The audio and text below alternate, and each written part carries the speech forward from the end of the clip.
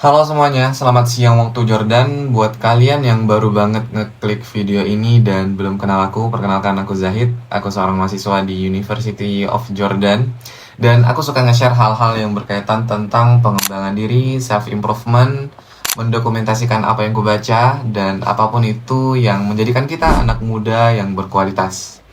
Oh ya, sebelum lanjut nonton, aku open Q&A di postingan komunitas. Kalian bisa tanya apa aja di sana, dan itu aku jawab kalau udah 20 pertanyaan dalam bentuk video. Oke, di video kali ini aku mau ngebahas bagaimana caraku membiayai kehidupanku selama masa kuliah mulai dari semester 2 hingga sekarang. Dan sebelum kita mulai, ada hal yang menurut aku tuh penting banget harus kalian lakukan sebelum berpikir untuk take the risk membiayai kehidupan kalian. Jadi ada 4 hal yang menurutku tuh penting banget. Yang pertama, buang dulu jauh-jauh kamus cewek dalam keseharian kita. Maksudnya gimana? Pusatkan fokus kalian ke hal-hal yang membuat tujuan kalian tercapai. Nanti aku akan jelaskan kenapa kita itu belum bisa dan gak ada waktu untuk mikirin ini dulu. Yang jelas, buang ini jauh-jauh. Tapi ini bukan berarti kita nggak boleh. Kita lebih berpikir ini ada saatnya kayak gitu. Yang kedua, sifat gengsi itu harus hilang. Maksudnya gini, ketika kalian mencari uang, apalagi mulai dari awal, starting pointnya itu nol, itu menurutku kalian bebas nyobain pekerjaan apa aja. Asalkan itu yang tidak diharamkan Allah dan kalian tidak jadi beban keluarga dari situ. Karena kadang kita nih udah tahu ya, dapat duit itu banyak cara. Tapi karena keburu gengsi, kita nggak ambil kesempatan itu gitu. Apalagi di usia menginjak 20, kita kan lagi mencari jati diri tuh. Ingin terlihat keren, ingin terlihat pekerjaan kita bergengsi. Pokoknya kita ingin terlihat superior lah di mata orang lain. Nah, ini kita harus berusaha pendem sifat gengsi ini. Bodoh amat apa kata orang pekerjaan kita di awal-awal. Yang ketiga, kalian harus udah punya pemikiran bisa menunggu sesuatu. Maksudnya gini, ketika kalian lagi berproses, kadang kita belum lihat hasilnya kan. Apalagi dari proses kita yang cukup lama, tapi kita belum kelihatan hasil kita. Nah, kita harus sabar menunggu itu. Contoh, kamu dapat pekerjaan A, dapat opportunity A gitu. Tapi kok belum ada hasilnya ya? Ditambah lagi ngelihat teman-teman udah pada punya penghasilan, kita jadi meng-compare diri kita gitu. Dan menurutku, kamu udah mulai aja itu udah hebat banget. Jangan sering-sering melihat orang-orang di sekitar kita, tapi lihat diri kita yang dulu gitu. Dan juga belajar menunda kesenangan di usia muda. Kurang-kurangi main gamenya. Kalau bisa nih ya, satu circle, kalian ada yang ngebahas tentang masa depan atau bisnis gitu.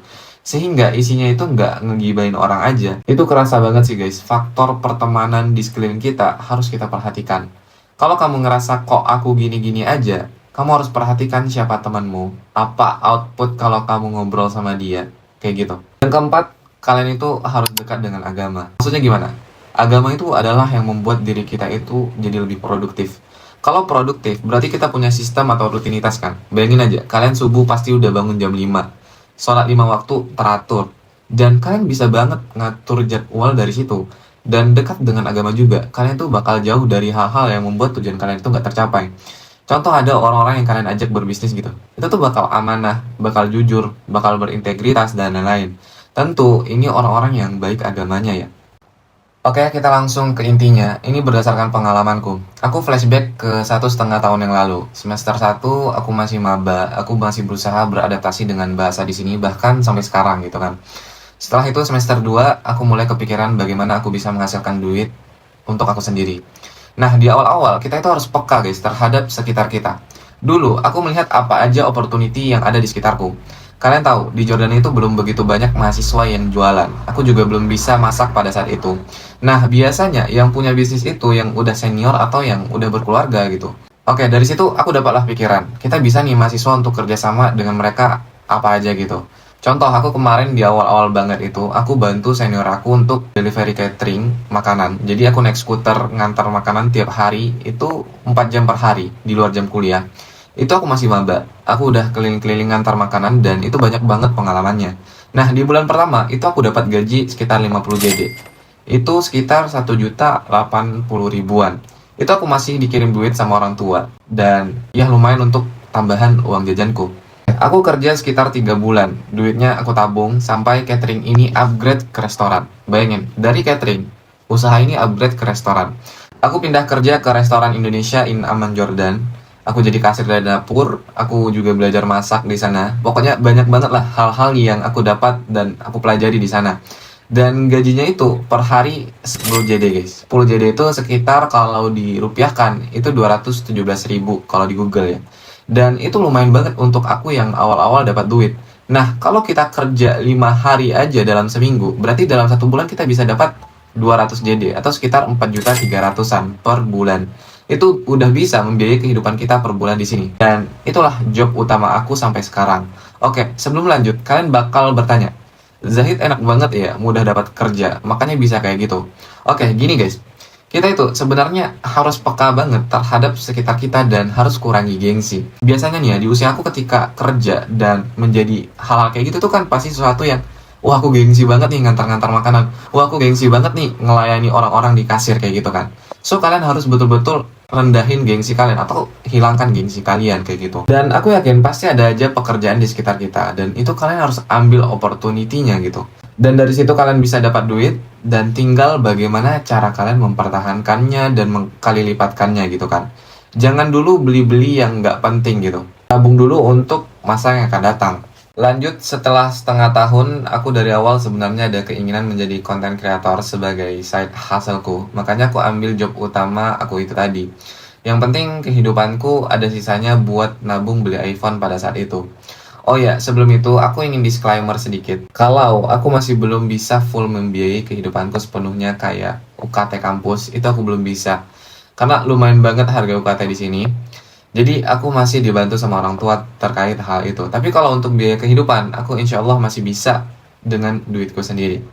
Tapi aku mau nge-share step by step perjalanan ini. Oke, pada akhirnya terkumpullah duit untuk beli iPhone. Setelah aku punya iPhone, aku mikir kayaknya masih belum cukup nih. Dan gimana ya caranya aku bisa nambah duit kayak gitu. Aku melihat ada opportunity di konten Instagram. Akhirnya aku konsisten belajar konten edukasi, baca buku, tentukan niche self-development, dan aku akhirnya konsisten sampai aku bisa dibayar per video itu 500 sampai 1 juta.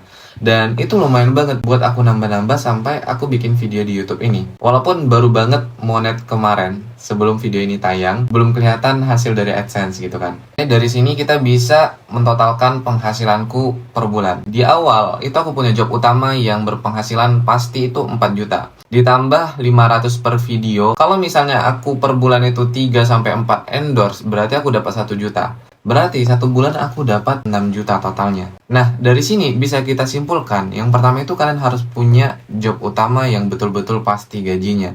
Dan untuk menambahnya, kalian bisa nambah side hustle apapun itu. Entah konten, ngajar online, bantu-bantu bersih-bersih rumah orang. Pokoknya ditambah selain pekerjaan utama. Ingat, kalau di awal-awal, menurutku kalian harus kurangi banget gengsinya kayak gitu. Dan di masa proses kayak gini, kalian wajar banget merasa kesepian. Sedikit teman tapi banyak kenalan. Aku juga dapat advice kalau kita itu jangan hedon dulu kalau udah punya penghasilan tetap. Tetap terus belajar, terus banyak baca buku, terus banyak kenalan dengan orang banyak. Dan aku biasanya menyempatkan membaca itu di sela-sela pekerjaanku. Dan ini yang terakhir, aku mau ngasih tahu jadwal ketika aku melakukan itu semua dan kenapa aku bilang tidak ada waktu untuk pacaran, untuk mikirin cewek, untuk nongkrong sana-sini. Dari pagi, jam 8 sampai jam 12 siang itu aku kuliah. Dari jam 12 siang sampai jam 10 malam itu aku kerja. Itu job utama aku. Dari jam 11 sampai jam 1 malam itu aku konten di Instagram. Dan terkadang, ini belum lagi kita menghadapi masalah-masalah tiap harinya. Itu udah nggak kepikir lagi kita buat pacaran, buat ngabisin waktu sana-sini. Push rank ke Mythic, itu udah nggak ada waktu lagi guys. Kenapa kita sekarang sibuk dengan urusan cinta terus? Mungkin kita masih berada di zona nyaman. Masih terlalu nyaman sehingga bingung mau ngapain lagi.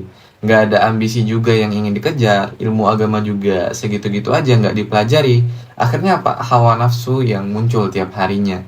Intinya, kalau mau berubah harus punya gairah dalam hidup, sesuatu yang ingin dikejar, kurangi gengsi, sehingga sibuk dengan hal-hal itu. Mungkin sampai sini aja dulu videonya, dan ingat kesimpulannya, semoga bermanfaat. Jangan lupa untuk like video ini, subscribe ke channel ini, dan aktifkan lonceng notifikasinya supaya kamu nggak ketinggalan video menarik lainnya. Sampai jumpa di video selanjutnya.